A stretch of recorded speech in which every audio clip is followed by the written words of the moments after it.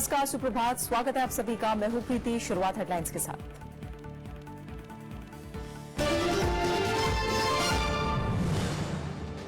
उत्तराखंड में रिकॉर्ड तोड़ 68% मतदान। उत्तर प्रदेश में 65% से अधिक वोटिंग। भड़काऊ बयानों पर चुनाव आयोग को आज देना है इलाहाबाद हाईकोर्ट को जवाब।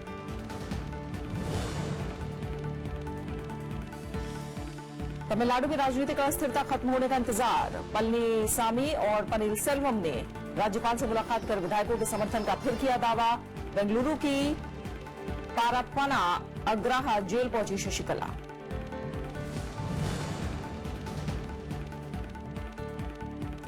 एसबीआई में 5 सहयोगी बैंकों का होगा विलय। कैबिनेट ने दी मंजूरी। वित्त मंत्री ने कहा खर्चों में कटौती से बेहतर होगा संचालन।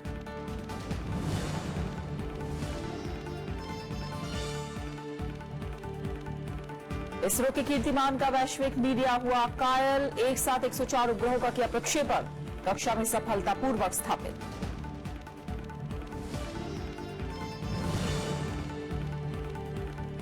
भारत और अमेरिका आपसी संबंध मजबूत बनाने को सहमत। सुषमा स्वराज और अमेरिकी विदेश मंत्री रेक्स टिलरसन की फोन पर बातचीत।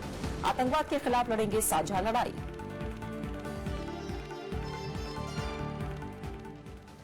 दो बड़ी खबरों से हम आज बुलेटिन की शुरुआत कर रहे हैं। इसरो के रिकॉर्ड 104 उपग्रहों के कल किए गए प्रक्षेपण और उत्तर प्रदेश के दूसरे दौर में उत्तराखंड में रिकॉर्ड मतदान की आप दो तस्वीरों के जरिए देख सकते हैं। इसरो ने कल एक साथ 104 उपग्रहों को प्रक्षेपित कर नया इतिहास रचा है। वैश्विक मीडिया ने इसकी जमकर तारीफ की है। उधर उत्तराखंड की 69 सीटों पर कल 68% से ज्यादा मतदान हुआ।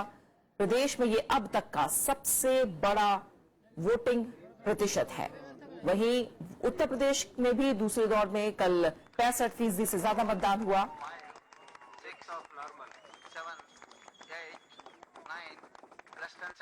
और आइए सबसे पहले बात करते हैं इसरो के नए कीर्तिमान की।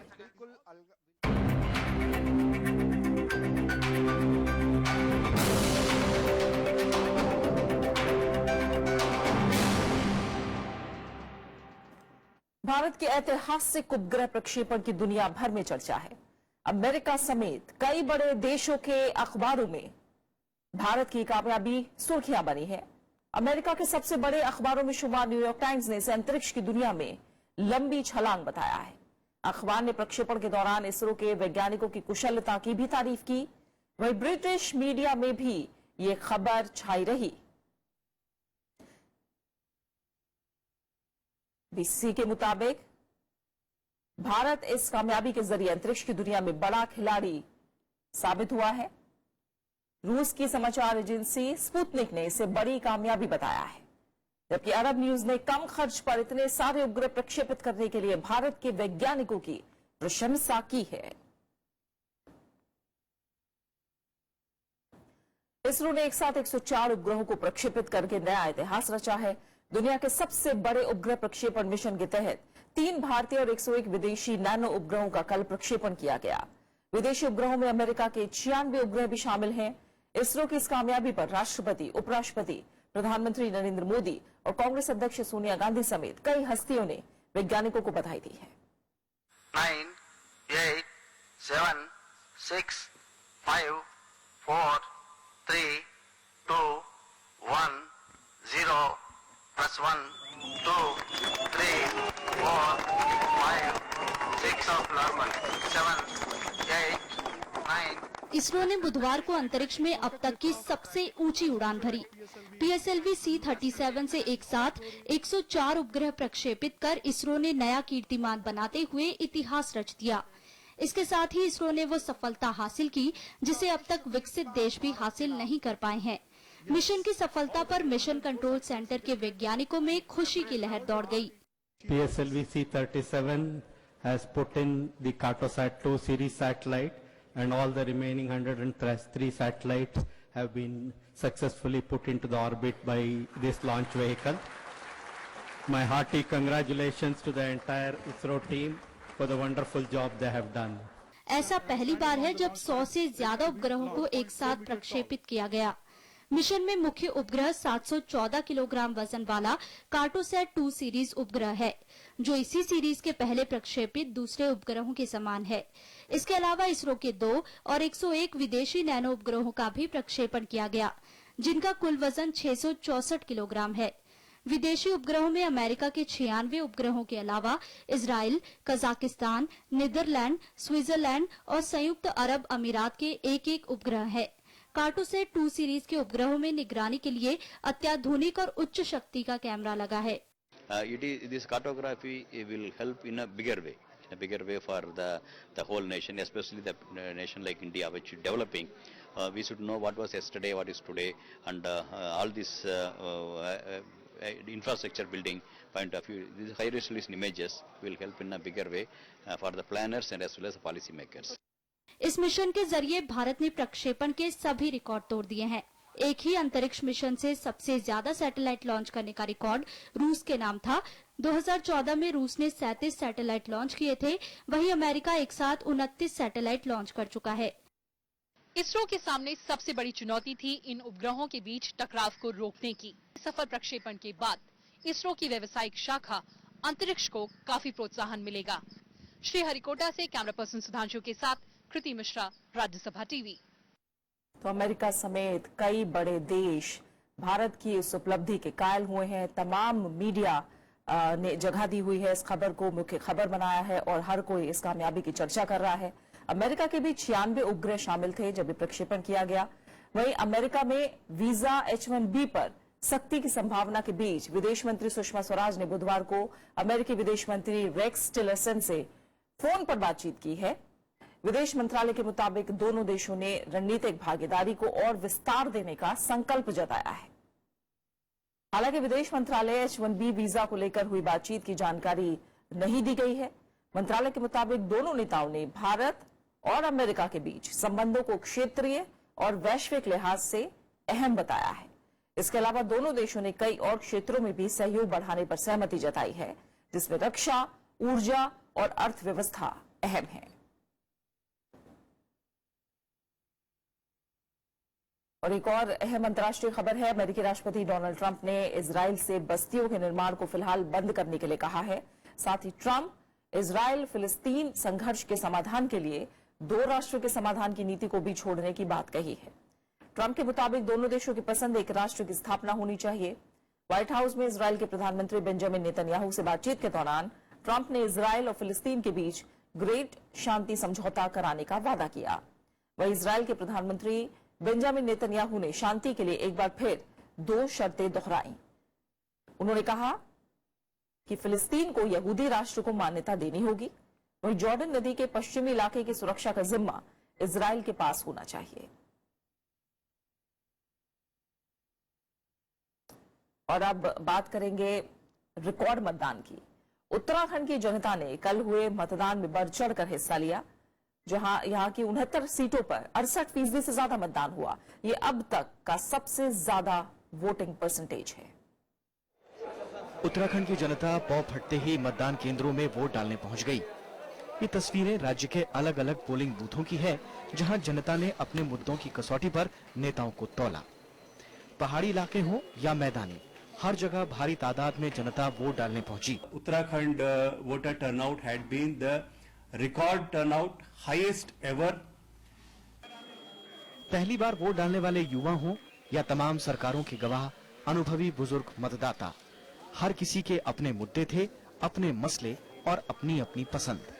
इश्यू यही है कि जो हम जिस एरिया में रहते हैं वहाँ का विकास हो, सड़कें सही हो। पहले से सरकार देख के चले, जो शुरुआत आ रही है उस पहले से काम करे, बाद में ये काम ना करे चुनाव के टाइम में। सबसे पहले तो शिक्षा का मुद्दा है और स्कूलों में टीचरों की कमी है। सबसे पहले तो उन्हें सुधारना चाहिए सरकार को, वही सरकार को वोट दे जो आगे काम करे। मैं ये कहती हूँ कि अच्छे जो वो है गवर्नमेंट, उनको हमें लाना चाहिए ताकि हमारे देश का विकास हो। और जो यंग जनरेशन में जो जैसे बेरोजगारी है, उसकी ये जो मेन समस्या है उसको दूर करें। उत्तराखंड में कुल 70 विधानसभा सीटें हैं। कर्णप्रयाग में बीएसपी प्रत्याशी की सड़क हादसे में हुई मौत के बाद यहां मतदान टल गया था। कर्णप्रयाग सीट पर अब 9 मार्च को मतदान होगा। इस बार के चुनाव में कुल 69 सीटों पर राज्य में कुल 628 उम्मीदवार किस्मत आजमा रहे हैं। राज्य में 75,12,559 मतदाताओं के लिए चुनाव आयोग ने कुल 10,685 मतदान केंद्र बनाए थे। इस बार को मिलाकर राज्य में अब तक 4 विधानसभा चुनाव हो चुके हैं। साल 2000 में अंतरिम सरकार बनने के बाद पहले चुनाव 2002 में हुए। इस बार 54.21% वोटिंग हुई थी। 2007 में हुए दूसरे विधानसभा चुनाव में ये आंकड़ा 63.72% रहा, जबकि पिछली बार यानी 2002 में राज्य में 67.22% मतदाताओं ने वोट डाले। श्याम सुंदर, प्रणव गोस्वामी और नव विक्रम के साथ ब्यूरो रिपोर्ट, राज्यसभा टीवी। वहीं उत्तर प्रदेश के दूसरे दौर की 67 सीटों पर मतदान बुधवार को पूरा हुआ। इन सीटों पर 65% से ज्यादा मतदान हुआ है।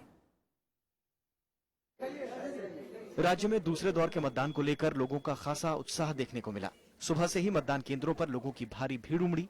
क्या युवा, क्या महिलाएं और क्या बुजुर्ग, सभी अपनी बारी का इंतजार करते नजर आए। आने वाली सरकार हमारी बहुत अच्छी होनी चाहिए, विकास होना चाहिए, गुंडागर्दी नहीं होनी चाहिए, शिक्षा भी सही होनी चाहिए, रोजगार होना चाहिए बच्चों को। बच्चे नौजवान बेरोजगार फिर रहे हैं। किसान मजदूरों को राहत मिलनी चाहिए। परेशान है किसान मजदूर बहुत ज्यादा, और गलियों में खरंजे नाली बननी चाहिए। इस दौरान मतदान केंद्रों पर सुरक्षा के पुख्ता इंतजाम किए गए थे। मतदान केंद्रों पर केंद्रीय बलों की 748 कंपनियां तैनात की गईं। मैं ये समझता हूं कि ये सारे इंतजामात के चलते जो बहुत अच्छी पार्टिसिपेशन वोटर्स की देखने को मिली। इस दौर में उत्तर प्रदेश के 11 जिलों में 67 सीटों के लिए हुए मतदान के बाद 721 उम्मीदवारों की किस्मत ईवीएम में कैद हो गई। इस दौर में सबसे ज्यादा 67 उम्मीदवार बीजेपी और बीएसपी ने उतारे हैं, जबकि आरएलडी के 53, समाजवादी पार्टी के 51, कांग्रेस के 18 उम्मीदवारों समेत 207 निर्दलीय भी मैदान में हैं। इससे पहले प्रदेश में पहले दौर की 73 सीटों पर 64% से ज्यादा मतदान हुआ था। दूसरे चरण के चुनाव की खासियत है मुस्लिम मतदाताओं की बहुलता और उसके खिलाफ ध्रुवीकरण के आसार। अगर मुस्लिम मतदाताओं में विभाजन होता है तो इसका लाभ बीजेपी को मिल सकता है, लेकिन अगर ध्रुवीकरण होगा तो इसका लाभ समाजवादी पार्टी और कांग्रेस अलायंस को मिलेगा। राज्यसभा टेलीविजन के लिए कैमरा पर्सन शिव कुमार के साथ उत्तर प्रदेश के रामपुर से अखिलेश सुमन। उत्तर प्रदेश में दूसरे दौर के मतदान के बाद अब तीसरे और चौथे दौर के लिए सभी दलों के दिग्गज नेता धुआंधार रैलियां कर रहे हैं। प्रधानमंत्री नरेंद्र मोदी ने कन्नौज में कल रैली की, तो कांग्रेस उपाध्यक्ष राहुल गांधी और बीएसपी प्रमुख मायावती ने बाराबंकी में रैली को संबोधित किया। वहीं समाजवादी पार्टी प्रमुख अखिलेश यादव ने उन्नाव, रायबरेली, लखनऊ समेत कई जगह चुनावी जनसभाएं की। प्रधानमंत्री नरेंद्र मोदी ने कन्नौज में रैली की। इस दौरान उन्होंने अखिलेश यादव के साथ ही समाजवादी पार्टी कांग्रेस गठबंधन पर जमकर निशाना साधा। प्रधानमंत्री ने कहा कि ये गठबंधन लोगों के विकास के सपनों को चकनाचूर कर देगा। नरेंद्र मोदी ने अखिलेश यादव के विकास के दावों पर भी सवाल उठाए। आज मैं यूपी का अगर खाका खोलूं तो कहीं अप नजर नहीं आता है, सब कुछ डाउन नजर आता है, सब कुछ डाउन नजर आता है। आज यूपी में जनता का भरोसा डाउन है, विकास का ग्राफ डाउन है, कानून व्यवस्था डाउन है। समाजवादी पार्टी प्रमुख अखिलेश यादव ने उन्नाव, रायबरेली, लखनऊ समेत कई जगहों पर चुनावी सभाएं की। उन्होंने बीजेपी पर नफरत की राजनीति करने का आरोप लगाया। प्रधानमंत्री के अच्छे दिन के वादे पर तंज कसते हुए अखिलेश यादव ने कहा कि केंद्र सरकार बीते 2.5 साल से सिर्फ लोगों को परेशान करने में लगी है और वो अपने मन की बात भी नहीं समझा पाए। हमने तो कहा कि इतने दिनों से मन की बात कर रहे हैं आप, कम से कम कोई काम की बात तो करो, कि कोई काम किया हो तो हमें भी बता दो। कांग्रेस उपाध्यक्ष राहुल गांधी के बाराबंकी के जैतपुर रैली में प्रधानमंत्री ही निशाने पर रहे। उन्होंने प्रधानमंत्री पर गरीबों की अनदेखी और कारोबारियों के हितों में काम करने का आरोप लगाया। आप मुझे बता दीजिए किन लाइनों में हिंदुस्तान का एक बड़ा उद्योगपति नहीं दिखाई दिया? क्या उनके पास कैश नहीं है क्या? एक अमीर व्यक्ति नहीं दिखाई दिया। बीएसपी प्रमुख मायावती ने बाराबंकी रैली में पार्टी को पूर्ण बहुमत मिलने का भरोसा जताया। बीजेपी पर चुटकी लेते हुए उन्होंने कहा कि पार्टी के पास मुख्यमंत्री उम्मीदवार के लिए कोई चेहरा नहीं है। बीजेपी वैन की केंद्र की सरकार ने अपने लोकसभा चुनावी वादों का अब तक लगभग 1/4 हिस्सा भी कार्य पूरा नहीं किया है। तीसरे दौर में 19 फरवरी को 12 जिलों की 69 सीटों पर मतदान होना है। वहीं चौथे दौर में 23 फरवरी को 12 जिलों की 53 सीटों पर वोटिंग होनी है। Bureau report, Rajya Sabha TV. Allahabad high court ने प्रचार के दौरान भड़काऊ भाषणों पर कड़ी नाराजगी जताई है। कोर्ट ने चुनाव आयोग से पूछा है कि इसे रोकने के लिए क्या कदम उठाए जा सकते हैं। आयोग को इस बारे में आज जवाब देना है। लखनऊ पीठ के सामने एक जनहित याचिका में आरोप लगाया गया था कि कई राजनीतिक दल धर्म के नाम पर अपील कर रहे हैं। चुनाव के दौरान जाति धर्म के आधार पर वोट मांगना, ध्रुवीकरण की कोशिश पर प्रतिबंध है। चुनाव आयोग ने प्रधानमंत्री आवास योजना की वेबसाइट पर प्रधानमंत्री और शहरी विकास मंत्री की तस्वीरों को आदर्श आचार संहिता का उल्लंघन करार दिया है। साथ ही इसे तत्काल हटाने का आदेश जारी किया है। इसे लेकर आयोग में शिकायत दर्ज कराई गई थी, जिसके बाद आयोग ने इस पर संज्ञान लिया। आयोग ने अधिकारियों से दूसरे मंत्रालयों की वेबसाइटों से भी ऐसी तस्वीरों को हटाने के लिए कहा है।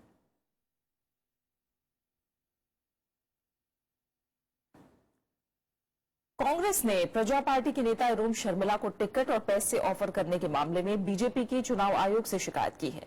दरअसल कुछ दिन पहले अरुण शर्मिला ने यह बयान दिया था कि बीजेपी ने उन्हें 36 करोड़ रुपए के साथ टिकट देने की बात कही थी।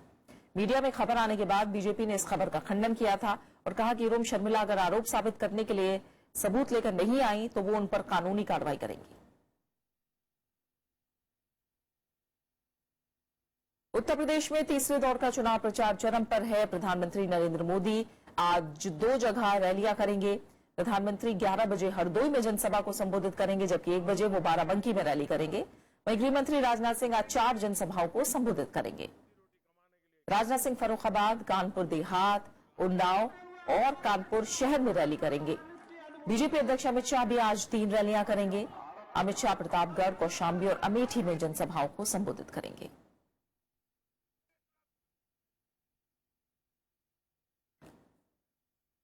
उत्तर प्रदेश में तीसरे दौर के लिए प्रचार चरम पर है। समाजवादी पार्टी अध्यक्ष और मुख्यमंत्री अखिलेश यादव आज 3 रैलियां करेंगे। अखिलेश यादव मैनपुरी, कन्नौज और इटावा में जनसभा को संबोधित करेंगे। अखिलेश यादव अपर्णा यादव के लिए भी प्रचार करेंगे। और कांग्रेस उपाध्यक्ष राहुल गांधी भी आज 3 जनसभाओं को संबोधित करेंगे। राहुल गांधी सीतापुर, हरदोई और उन्नाव में जनसभाएं करेंगे।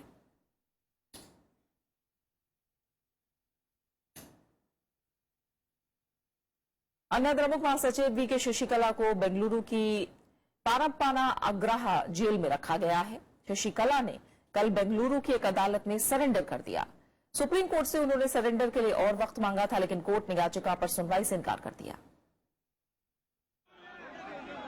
समर्थकों के भारी हुजूम के बीच वीके शशिकला बुधवार को चेन्नई से बेंगलुरु के लिए रवाना हुई। वो मरीना बीच पर जयललिता की समाधि पर गई। इसके बाद वो पार्टी के संस्थापक एमजी रामचंद्रन के स्मारक पर भी गई। फैसले ने ये बता दिया है कि अगर करप्शन होगी हाई प्लेसेस में, ऊंचे लोगों में, तब भी कोर्ट उस पर बड़े हैवी हैंड से काम लेगी। पुलिस के अनुरोध पर शशिकला के सरेंडर के लिए बेंगलुरु जेल में ही कोर्ट बनाया गया था। जेल के आसपास बड़ी संख्या में पुलिस को तैनात किया गया था। सुप्रीम कोर्ट ने मंगलवार को शशिकला और उनके 2 रिश्तेदारों को आय से अधिक संपत्ति जमा करने का दोषी पाया था। कोर्ट ने शशिकला की 4 साल की सजा बरकरार रखी थी। 6 महीने की सजा वो काट चुकी हैं। उन्हें 10 करोड़ का जुर्माना भी भरना होगा। शशिकला अब 10 साल तक चुनाव नहीं लड़ पाएंगी। कृति मिश्रा के साथ bureau report, Rajya Sabha TV. Tamil Nadu में राजनीतिक अस्थिरता खत्म करने के लिए सबकी निगाहें राजभवन पर टिकी हैं। शशिकला खेमे के विधायक दल के नेता पलनीसामी और कार्यवाहक मुख्यमंत्री पनीरसेल्वम ने राज्यपाल से कल मुलाकात करके विधायकों के समर्थन का फिर दावा किया। इस बीच सत्ताधारी दल अन्ना द्रमुक विभाजन की तरफ बढ़ रहा है।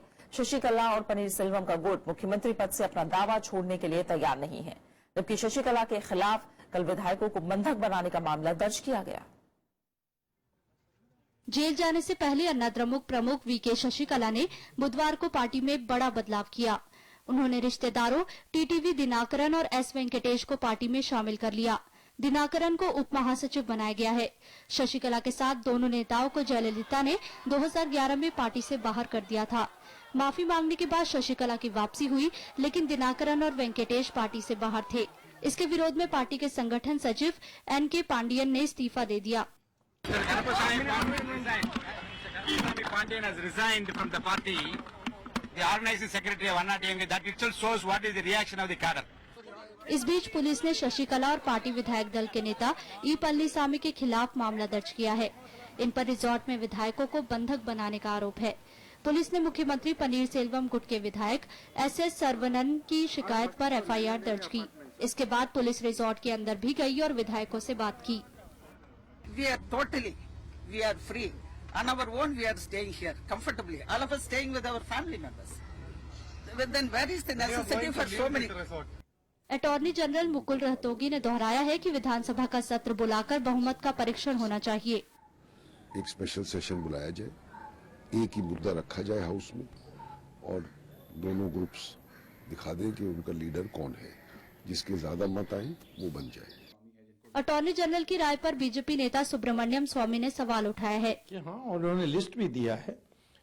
मेरे ख्याल में लगभग 125 या 26 MLAs का क्लियर मेजॉरिटी, और पनीर सेल्वम के पास कोई लिस्ट ही नहीं है, तो ऑटोमेटिकली अब गवर्नर किसके लिए इंतजार कर रहे हैं? तुरंत उनको शपथ दिला करके असेंबली को बुलाकर विश्वास प्रस्ताव पास करवाना चाहिए। सबकी निगाहें राजभवन पर टिकी हैं। मंगलवार को अन्नाद्रमुक विधायक दल के नेता ई पल्लीसामी ने राज्यपाल सी विद्यासागर राव से मुलाकात कर सरकार बनाने का दावा किया था। इसके बाद पनीर सेल्वम गुट के नेताओं ने भी राज्यपाल से मुलाकात की थी। कृति मिश्रा के साथ bureau report, Rajya Sabha TV. SBI के 5 सहयोगी बैंकों का भारतीय स्टेट बैंक में विलय होगा। कैबिनेट की बैठक में कल इसे मंजूरी मिली। इनमें state bank of Bikaner and Jaipur, state bank of Mysore, state bank of Travancore, state bank of Patiala और स्टेट बैंक ऑफ हैदराबाद शामिल हैं। वित्त मंत्री अरुण जेटली ने बताया कि विलय से खर्च में कटौती होगी और बेहतर संचालन मुमकिन होगा। उन्होंने कहा कि बैंकों के विलय से कर्मचारियों पर कोई असर नहीं होगा। उम्मीद है कि विलय के बाद SBI वैश्विक स्तर का बैंक हो जाएगा। इसकी संपत्ति 37 लाख करोड़ की हो जाएगी। ग्राहकों की संख्या 50 करोड़ से ज्यादा होगी। बैंक अपना ऑपरेशनल करेगा, लेकिन किसी भी एम्प्लॉय की कंडीशंस ये पहले ही हम लोग बता चुके हैं, उनके सर्विस के डेट्रीमेंट में नहीं तय होंगी। ये मर्जर की एक स्मूथ व्यवस्था रहेगी। सुप्रीम कोर्ट में 5 नए न्यायाधीशों की कल नियुक्ति हुई है। राष्ट्रपति प्रणब मुखर्जी ने इसे मंजूरी दी। शीर्ष अदालत में अब जजों की संख्या बढ़कर 28 हो गई है। ये सभी हाईकोर्ट के जज हैं। इनमें 4 उच्च न्यायालयों के मुख्य न्यायाधीश हैं। इनमें मद्रास हाईकोर्ट के मुख्य न्यायाधीश संजय किशन कौल, राजस्थान उच्च न्यायालय के मुख्य न्यायाधीश नवीन सिन्हा, केरल हाईकोर्ट के मुख्य न्यायाधीश मोहन M शांतनागोडर, छत्तीसगढ़ उच्च न्यायालय के मुख्य न्यायाधीश दीपक गुप्ता शामिल हैं। वहीं कर्नाटक हाईकोर्ट के जज S अब्दुल नजीर को भी सुप्रीम कोर्ट का न्यायाधीश बनाया गया है। सुप्रीम कोर्ट में मुख्य न्यायाधीश समेत कुल 31 जज नियुक्त हो सकते हैं। मुख्य न्यायाधीश JS खेहर समेत 3 न्यायाधीश इस साल सेवानिवृत्त हो रहे हैं।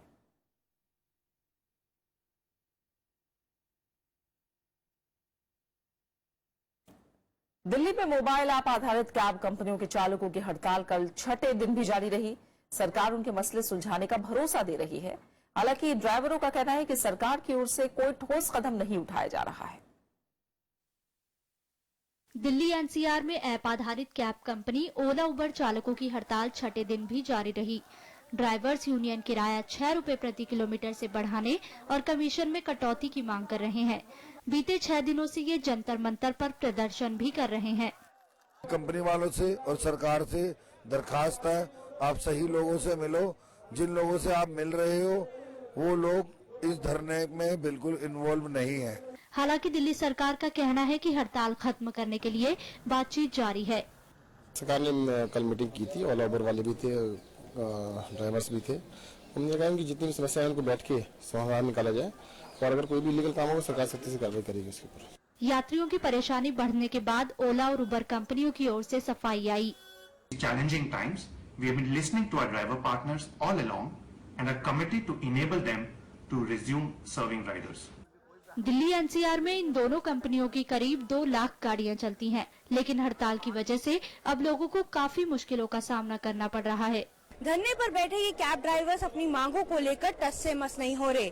इनसे जुड़ी कंपनी और सरकार आश्वासन देकर मुद्दा सुलझाने की कोशिश में है, लेकिन इनको देखकर इतना तो तय है कि अब ये समस्या बातचीत से सुलझने वाली नहीं। कैमरा पर्सन अश्विनी के साथ अनुदीवान, राज्यसभा टीवी, दिल्ली। कोलकाता में चल रहे 7वें राष्ट्रीय विज्ञान फिल्म महोत्सव का आज तीसरा दिन है। विज्ञान फिल्म महोत्सव में इस बार 167 फिल्मों को चुना गया है, जिसमें 63 फिल्मों को अलग अलग श्रेणियों में पुरस्कार के लिए चुना जाएगा। पुरस्कारों का ऐलान 18 फरवरी को होगा। इसके अलावा अमेरिका, ब्रिटेन, कनाडा, रूस और फ्रांस की 7 फिल्मों को गैर प्रतिस्पर्धी श्रेणी के तहत चुना जाएगा। राष्ट्रीय विज्ञान फिल्म महोत्सव का आयोजन विज्ञान प्रसार और national council for science museum के संयुक्त तत्वाधान में हर साल आयोजित किया जाता है। इसका मकसद विज्ञान के प्रति लोगों में रुझान पैदा करना है। और बात खास शख्सियत की, भारतीय सिनेमा के जनक धुंधीराज गोविंद फाल्के यानी दादा साहब फाल्के की आज पुण्यतिथि है। उन्हीं की कोशिशों का नतीजा है कि आज हिंदुस्तान में दुनिया के सबसे ज्यादा फिल्में बनती हैं। लेकिन सबसे पहली फिल्म राजा हरिश्चंद्र कैसे बनी, ये भी दिलचस्प कहानी है। आइए देखते हैं दादा साहब फाल्के की जिंदगी के कुछ पहलू और राजा हरिश्चंद्र के बनने की दिलचस्प दास्तां।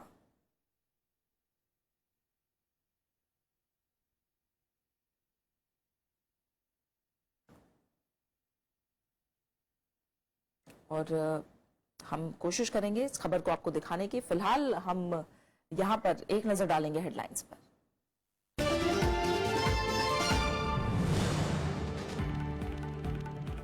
उत्तराखंड में रिकॉर्ड तोड़ 68% मतदान, यूपी में 65% से ज्यादा वोटिंग। भड़काऊ बयानों पर चुनाव आयोग को आज देना है इलाहाबाद हाईकोर्ट को जवाब।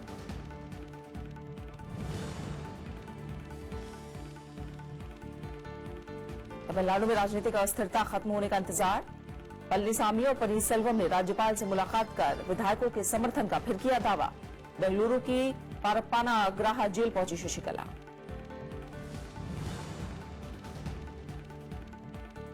एसबीआई में 5 सहयोगी बैंकों का होगा विलय, कैबिनेट ने दी मंजूरी। वित्त मंत्री ने कहा खर्चों में कटौती से बेहतर होगा संचालन।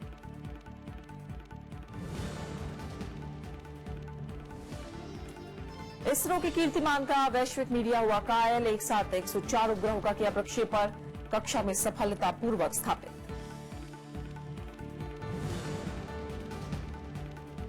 भारत और अमेरिका आपसी संबंध मजबूत बनाने पर सहमत। सुषमा स्वराज और अमेरिकी विदेश मंत्री रेक्स टिलरसन की फोन पर हुई बातचीत। आतंकवाद के खिलाफ लड़ेंगे साझा लड़ाई। फिलहाल खबरों में इतना ही। आगे देखिए देश देशांतर। नमस्कार।